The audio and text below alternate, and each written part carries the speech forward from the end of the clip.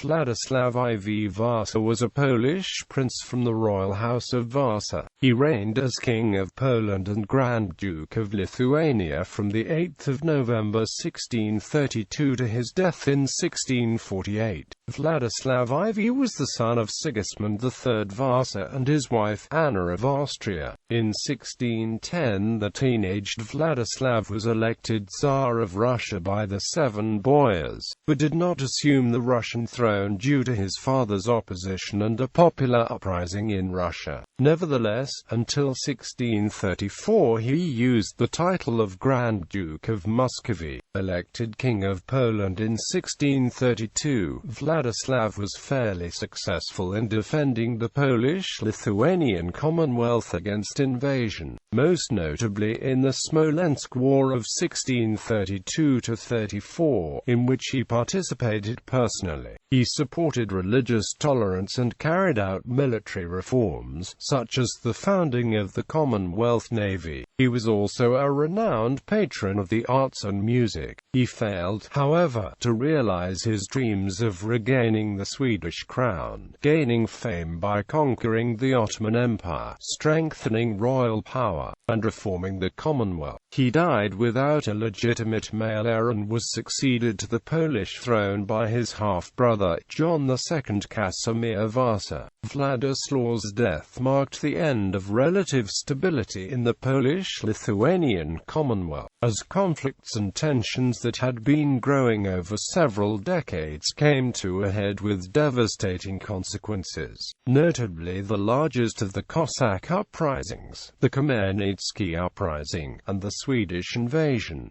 Royal titles. In Latin, Władysławs Quartus Dei Gracia Rex Poloniae, Magnus Dux Lithuaniae, Russiae, Prussiae, Masoviae, Samogitiae, Livoniae, Necnon Sucorum, Gothorum Vandalorum K. Hereditarius Rex, Electus Magnus Dux Moscoviae.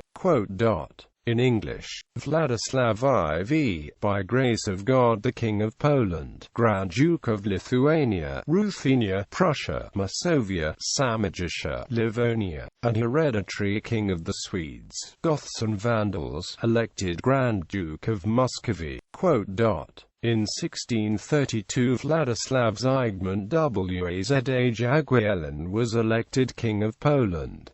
By paternal inheritance, he legally succeeded as King of Sweden. His titles were the longest of any Polish king ever. Life. Władysław IV's father, Sigismund III Vasa, grandson of Sweden's King Gustav I, had succeeded his father to the Swedish throne in 1592, only to be deposed in 1599 by his uncle, subsequently King Charles IX. This resulted in a long-standing feud, with the Polish kings of the House of Vasa claiming the Swedish throne. This led to the Polish-Swedish War of 1629 and later to the Deluge of 1655. Childhood. The marriage of Anne of Austria to Sigismund III was a traditional, politically motivated marriage, intended to tie the young House of Vasa to the prestigious Habsburgs. Władysław was born the 9th of June 1595 at the king's summer residence in Lobzow, near Kraków. A few months after the main Warel castle had been consumed by fire, Władysław's mother died on the 10th of February 1598, less than 3 years after giving birth to him. He was raised by one of her former ladies of the court, Ursula Myron. Ursula eventually became a powerful player at the royal court, with much influence. Władysław's Hofmeister was Michał Konarski, a Polish-Prussian noble. Around early 17th century Ursula lost much of her influence as Władysław gained new teachers and mentors, such as priests Gabriel Prądz,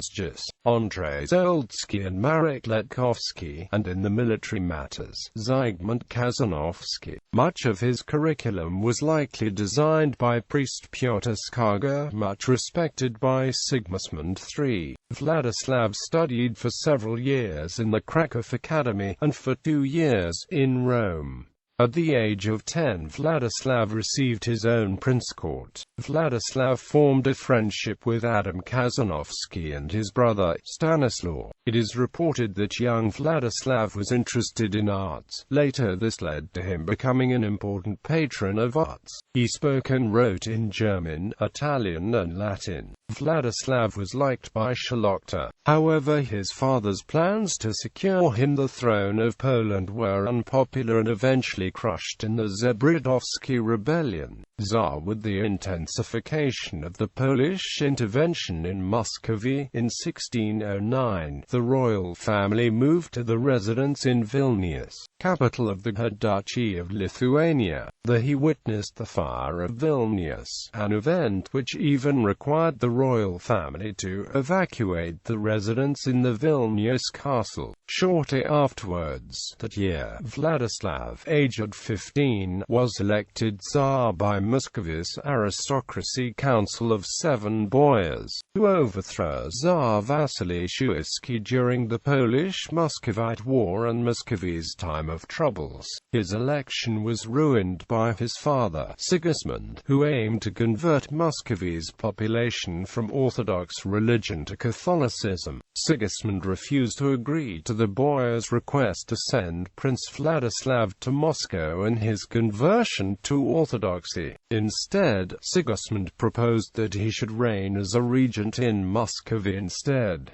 This unrealistic proposal led to a resumption of hostilities. Briefly, beginning in 1610, Vladislav struck Muscovite silver and gold coins in the Russian mints in Moscow and Novgorod with his titulary Tsar and Grand Prince Vladislav Sigismundovich of all Russia. Vladislav tried to regain the Tsar's throne himself, organizing a campaign in 1616.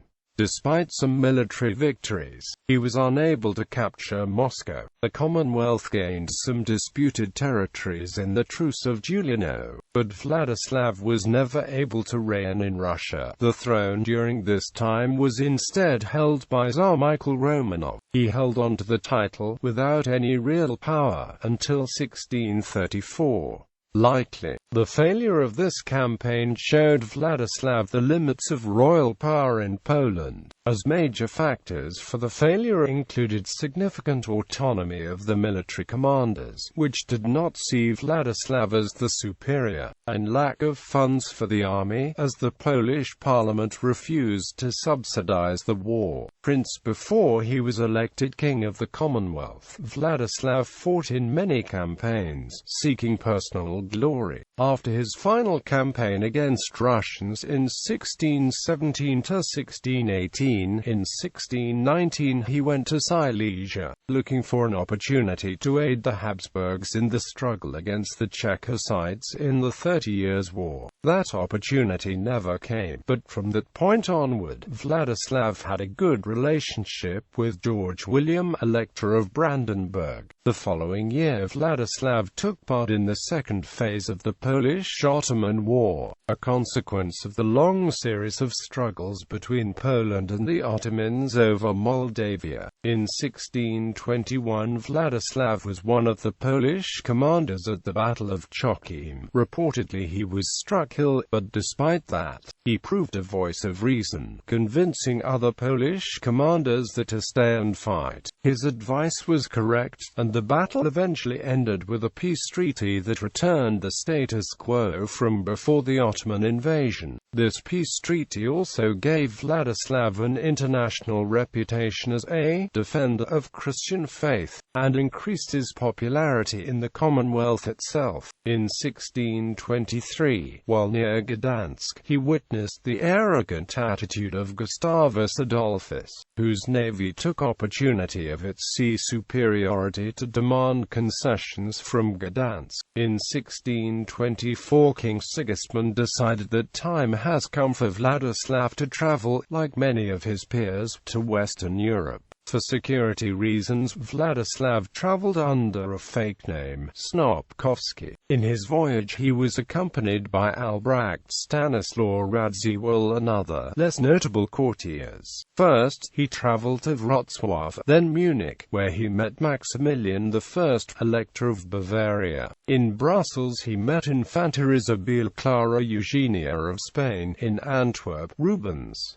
Near Breda he met Ambrosio Spinola. It was during his stay with Spinola that he was impressed by the Western military techniques. This was later to be reflected when he became king. Military matters were always important to him. While not a military genius, and surpassed by his contemporary, Commonwealth hetman Stanislaw Konieczpolski, Vladislav was known as a fairly skillful commander on his own. In Rome, he was welcomed by Pope Urban VIII, who congratulated him on his fighting against the Ottomans. During his stay in Florence he was impressed by opera and decided to bring this form of art to the Commonwealth, where it was previously unknown. In Genoa and Venice he was impressed by the local shipyards, and in Pisa he witnessed a specially organized mock naval battle, experiences which resulted in his later attempt to create the Polish-Lithuanian Commonwealth Navy. After returning to Poland in 1626 he fought against the Swedes in the last phase of the Polish-Swedish War, where in 1626 he took part in the Battle of Neer. His involvement in this conflict, which lasted till the Truce of Altmark in 1629, was rather limited, and he spent much time in other parts of the country. During the period and afterward, he lobbied for support of his candidature for the Polish throne, as his father, Sigismund, was getting more advanced in his age, and the succession to the Polish throne did not occur through inheritance but rather through the process of royal elections.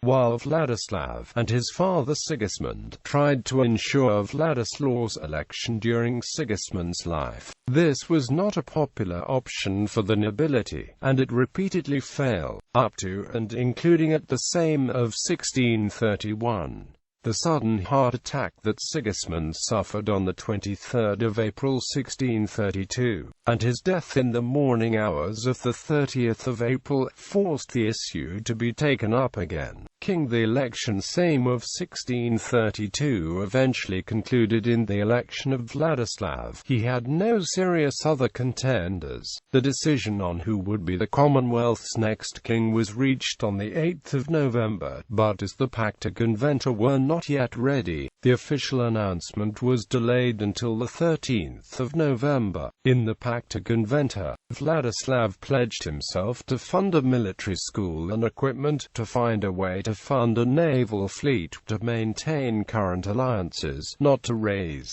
armies, give officers and military ranks to foreigners, negotiate peace treaties or declare war without the Sejm's approval, not to take a wife without the Senate's approval, to convince his brothers to take an oath to the Commonwealth, and to transfer the profits from the royal mint to the royal treasury rather than to a private treasury. When the election result had been announced by the Crown Head Marshal Łukasz Opolinski, the nobility, who had taken part in the election, began festivities in honor of the new king, which lasted 3 hours. Vladislav was crowned in the Warel Cathedral in Kraków on the 6th of February in the following year. Military campaigns in an attempt to take advantage of the confusion expected after the death of the Polish king, Tsar Michael of Russia ordered an attack on the Commonwealth. A Muscovite army crossed the Commonwealth eastern frontier in October 1632 and laid siege to Smolensk. In the war against Russia in 1632 to 1634, Vladislav succeeded in breaking the siege in September 1633 and then in turn surrounded the Russian army under Mikhail Shine, which was then forced to surrender on the 1st of March 1634. It was during that campaign that Władysław started the modernization program of the Commonwealth Army, emphasizing the usage of modern infantry and artillery. Władysław proved to be a good tactician, and his innovations in the use of artillery and fortifications based on Western ideas greatly contributed to the eventual Polish-Lithuanian success. King Władysław wanted to continue the war because the Polish-Swedish Treaty of Altmark would soon be expiring, ally with the Russians to strike against Sweden. However, the Sejm wanted no more conflict, as Stanislaw Lubieński, the Bishop of Plock, wrote 2 weeks after Shane's surrender. Our happiness is in remaining within our borders, guaranteeing health and well-being. The resulting Peace of Polianov, favorable to Poland, confirmed the pre-war territorial status quo. Muscovy also agreed to pay 20,000 rubles in exchange for Władysław's renunciation of all claims to the tsardom and return of the royal insignia, which were in the Commonwealth possession since the Dimitriads. Following the Smolensk campaign, the Commonwealth was threatened by another attack by the Ottoman Empire. During the wars against Ottomans in 1633 to 1634, Władysław moved the Commonwealth army south of the Muscovy border, where under the command of Hetman Stanislaw Konispolski it forced the Turks to renew a peace treaty. In the resulting treaty, both countries agreed again to curb the border raids by Cossacks and the Tatars, and the Ottomans confirmed that the Commonwealth to be an independent power, and had not to pay tribute to the empire. After the Southern Campaign, the Commonwealth had to deal with a threat from the north, as the armistice, ending the Polish-Swedish War, was expiring. The majority of Polish nobles preferred to solve the problem through negotiations, unwilling to pay taxes for a new war, provided that Sweden was open to negotiations and concessions. Władysław himself was hoping for a war which could yield some more significant territorial gains, and even managed to gather a sizable army, with navy elements near the disputed territories. Sweden, weakened by involvement in the 30 Years' War, was however open to a peaceful solution. Władysław could not go against the decision of the Sejm and Senate, and agreed to support the treaty. Thus both sides agreed to sign the Armistice of Sturmsdorf on 12 September 1635, favorable to the Commonwealth, which regained the Prussian territories, and called for a reduction of the Swedish tolls on the maritime trade. Politics. In the 3 months between his election and coronation, Władysław sounded the waters regarding the possibility of a peaceful succession to the Swedish throne, following the recent death of Gustavus Adolphus, but this, as well as his proposal to mediate between Sweden and its enemies, was rejected, primarily by the Swedish Chancellor and head of the Regency Council, Axel Oxenstierna. Władysław IV owed nominal allegiance to the Imperial Habsburgs as a member of the Order of the Golden Fleece.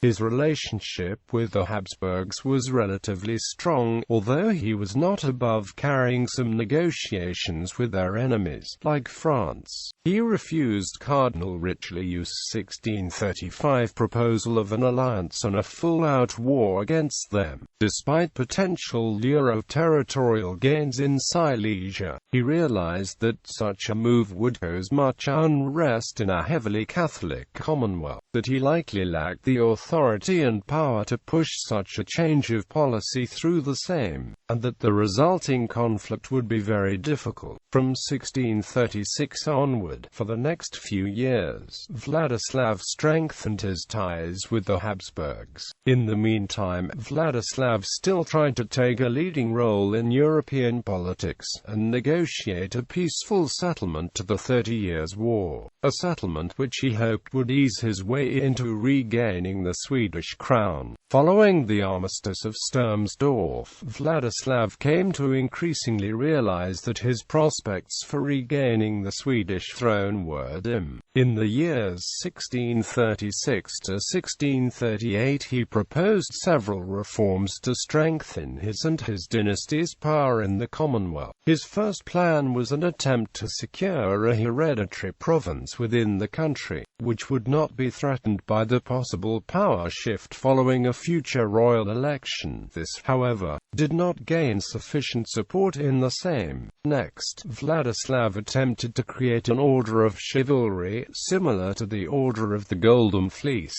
but this plan was scuttled down as well, with the Szlachta and the magnates seeing this as an attempt to create a royal, loyalist elite, and traditionally opposing anything that could lead to the reduction of their extensive power. Popular vote and opposition also resulted in the failure of the plan to raise taxes from trade tariffs. Here it was not only the nobility but even the merchants and burghers from towns like Gdansk who were able to muster enough support to stop the king's reforms. In fact, the defeat of his plans was so total that he was forced to make certain conciliatory gestures to the nobility. As the Sejm passed several laws constraining his authority, further indicating the limits of royal power in the Commonwealth. Marriages. Early in his reign, there were plans regarding a marriage of Władysław and Princess Elizabeth of Bohemia, Princess Palatine. This was, however, unpopular, both with Catholic nobles and the Catholic Church, and when it became clear to Władysław that this would not convince the Swedes to elect him to the throne, this plan, with quiet support from Władysław himself, was dropped. Ferdinand II, Holy Roman Emperor's proposal of marriage between Władysław and Archduchess Cecilia Renata of Austria arrived in Warsaw somewhere during spring 1636. In June that year, Władysław sent Jerzy Ossoliński to the imperial court to work on improving the imperial-Commonwealth relations. The king's trusted confessor, Father Walerian Magni, and Voivode Caspar Duinhoff arrived in Regensburg on the 26th of October 1636 with consent and performed negotiations. The Archduchess's dowry was agreed for 100,000 zlotys.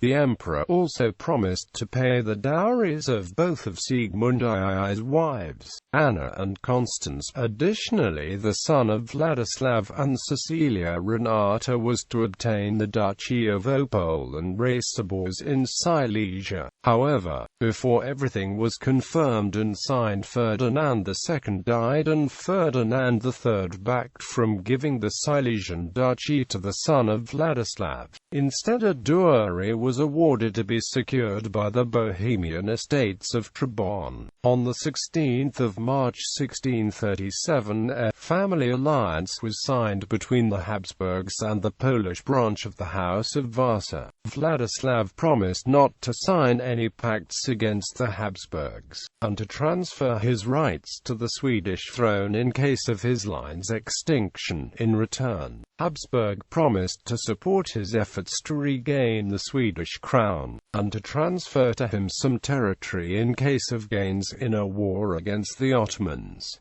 The marriage took place in 1637, on the 12th of September. The next few years were similarly unsuccessful with regards to his plans. Eventually, he tried to bypass the opposition in the Sejm with secret alliances, dealings, and intrigues, but did not prove successful. Those plans included schemes such as supporting the Holy Roman Emperor's raid on Inflanty in 1639, which he hoped would lead to a war, an attempted alliance with Spain against France in 1640 to 1641, and in 1641 to 1643, with Denmark against Sweden. On the international scene, he attempted to mediate between various religious factions of Christianity, using the tolerant image of the Commonwealth to portray himself as the neutral mediator. He organized a conference in Turin that began on the 28th of January 1645, but it failed to reach any meaningful conclusions. After Cecilia's death in 1644, the ties between Władysław and the Habsburgs were somewhat loosened. In turn, the relations with France improved, and eventually Władysław married the French princess Ludwika Maria Gonzaga de Nevers, daughter of Karol I Gonzaga, Prince de Nevers. In 1646, Władysław's last plan was to orchestrate a major war between the European powers and the Ottoman Empire. The border with the empire was in a near-constant state of low-level warfare. Some historians estimate that in the first half of the 17th century, Ottoman raids and wars resulted in the loss of about 300,000 Commonwealth citizens in the borderlands. The war, Władysław hoped, would also solve the problem of unrest among the Cossacks, a militant group living in the Ukraine, near the Ottoman border, who could find worth in such a campaign, and turned their attention to fighting for the Commonwealth, instead of against it. As usual, he failed to inspire the nobility, rarely willing to consider sponsoring another war, to agree to this plan. He received more support from foreign powers, from Rome, Venice and Muscovy. With the promise of funds for the war, Władysław started recruiting troops among the Cossacks in 1646. The opposition of the Sejm, demanding that he dismiss the troops, coupled with Władysław's worsening health, crippled the plan as well. Władysław still did not give up, and attempted to resurrect the plan in 1647, and with support of magnate Jeremy Wisniewicki, attempted unsuccessfully to provoke the Ottomans to attack. On the 9th of August 1647, his young son, then 7 years old, fell suddenly ill and died. The death of his only legitimate heir to the throne was a major blow to the king, who even did not have the courage to attend the funeral held in Kraków. Death while hunting near Merkin in early 1648. Władysław suffered from a case of gallstone, a kidney stone. His condition worsened due to an incorrect medication. He was conscious that those are his final days, and had time to dictate his last will and receive last rites. Władysław died around 2 a.m. on the night from 19 to the 20th of May 1648. His heart and viscera were interred in the chapel of St. Casimir of Vilnius Cathedral. He had no legitimate male heirs. He was succeeded by his half-brother John II Casimir Vasa. Character: Władysław has been described as outgoing and friendly, with a sense of humor, optimistic, a people's person, able to charm many of those who interacted with him. On the other hand, he had a short temper and when angered, could act without considering all consequences. Władysław was criticized for being a spendthrift. He lived lavishly, spending more than his royal court treasury could afford. He also dispensed much wealth among his courtiers, who were seen by people farther from the court as taking advantage of the king. He has also been known to maintain several mistresses throughout his life, including during his married period.